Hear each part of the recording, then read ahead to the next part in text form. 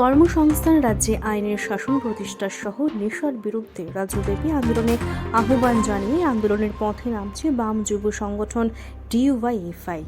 এরই অঙ্গ হিসাবে রবিবার ডুকলি বিভাগীয় কমিটির আহ্বানে হয় এক গণকনভেনশন। সংগঠনে উপস্থিত ছিলেন বিভিন্ন স্তরের কর্মী সমর্থকরা।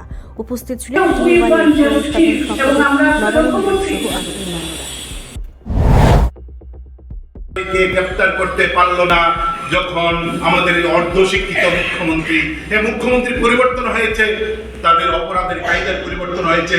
আগে কলমচূড়া থানার সামনে নেশা কারবারিকারী পুলিশকে হত্যা করত, এখন মহালয়ার সন্ধ্যায় আগরতলায় যখন উচ্চশিক্ষিত মুখ্যমন্ত্রী সদর এসডিপি অফিসের সামনে দাঁড়িয়ে পুলিশ অফিসারকে বলেন খুন করে ফেলবো, তুলে নিয়ে যাব নেশা কারবারি, তাদের আধ ঘন্টা পর জামিন হয়। হ্যাঁ, মুখ্যমন্ত্রী পরিবর্তন হয়, কিন্তু যদি রাজনৈতিক এজেন্ডা হয়, কেউ কেউ মনে করেছিলেন বেকারদের চাকরি হচ্ছে না, বিপ্লবদের দেয়নি, এখন মানিক শাহ দেবে না।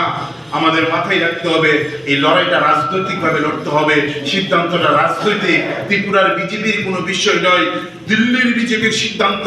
পলিটিক্যাল এজেন্ডা হচ্ছে, ডিসিশন হচ্ছে যে বেকারের কর্মসংস্থান করা যাবে না।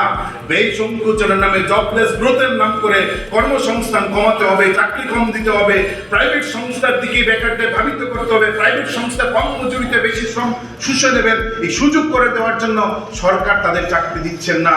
এরকম পরিস্থিতি গোটা ভারতবর্ষে তার অঙ্গ হিসাবে ডাবল ইঞ্জিনের ফল আমরা ভোগ করছি। ফলে আমি আশা করব যে এই যে ভয়ঙ্কর পরিস্থিতি গোটা রাজ্যে, একদিকে নেশা, একদিকে কাজ নেই, তার সঙ্গে এই যে বেহাল আইন শৃঙ্খলা, এর বিরুদ্ধে আমাদের শুধুমাত্র যুবদের নিয়ে না, সব মানুষের কাছে যেতে হবে। একটা গণ আন্দোলন তৈরি করতে হবে। গণ আন্দোলন করার জন্য গণমানুষের কাছে যেতে হবে। আমাদের যে কাজ চাই, ডিএফ এর ছেলে মেয়েদের কাজের দাবিতে আমরা লড়ছি না। আইন শৃঙ্খলা শুধু আমরা আক্রান্ত না, আজকে বিজেপির ঘরের মেয়েরা পর্যন্ত রাত্রিবেলা ঘর থেকে বিরুদ্ধে ভয় পাচ্ছেন। নেশার দ্বারা সবচেয়ে বেশি শাসক দলের ঘর ক্ষতিগ্রস্ত হচ্ছে। এই যে সমস্যাগুলা সমাজের বেদি, এই বেদিটা তৈরি করেছেন একটা রাজনৈতিক সিদ্ধান্ত।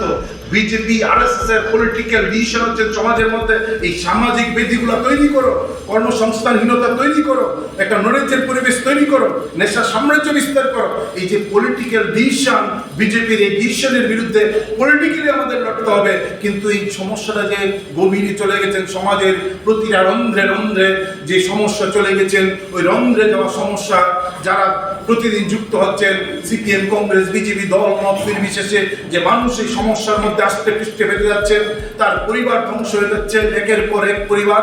এই মানুষকে এই সমস্যার কথা বলে আমার মিছিলে তাদের আনতে হবে।